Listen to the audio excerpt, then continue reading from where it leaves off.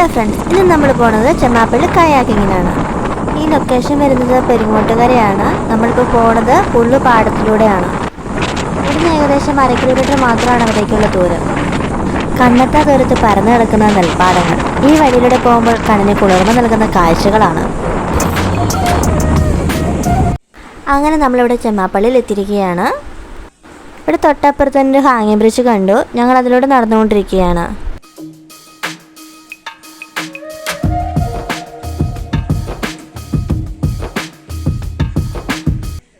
പുഴയോരം boat സർവീസിലാണ് നമ്മൾ kayaking ചെയ്യാൻ പോണത്. നമുക്ക് വേണ്ടി ആ ചേട്ടൻ ഫൈബർ ബോട്ട് നമുക്ക് എടുത്തു തരുന്നുണ്ട്. ഫാമിലി ആയിട്ടും കപ്പിൾസ് ആയിട്ടും വന്ന് ചില്ല് ചെയ്യാൻ പറ്റിയൊരു സ്ഥലമാണ് ചെമ്മാപ്പള്ളി.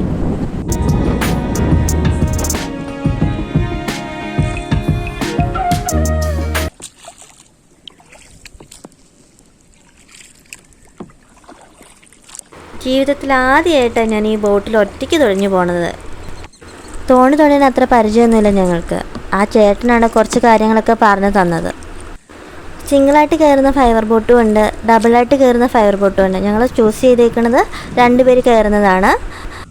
കയാക്കിങ് ഏറ്റവും കൂടുതൽ ആസ്വദിക്കാൻ പറ്റുന്നത് സിംഗിളായിട്ട് പോകുന്ന ഫൈബർ ബോട്ടിലാണ്.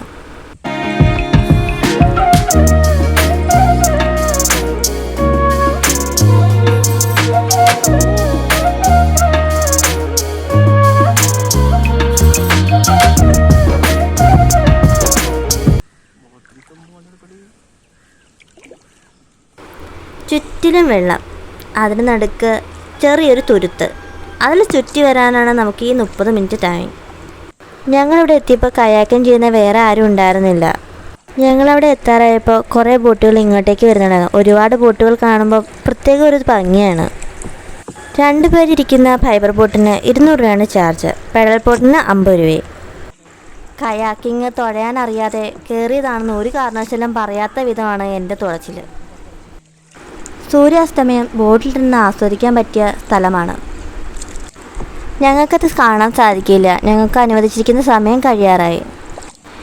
ഇങ്ങോട്ട് തുഴഞ്ഞു വന്ന പോലെ അങ്ങോട്ട് തുഴയേണ്ട ആവശ്യമില്ല. നമ്മൾ തുഴയുന്നേക്കാൾ സ്പീഡിൽ കാറ്റ് നമ്മളെ കൊണ്ടുപോയിക്കോളും.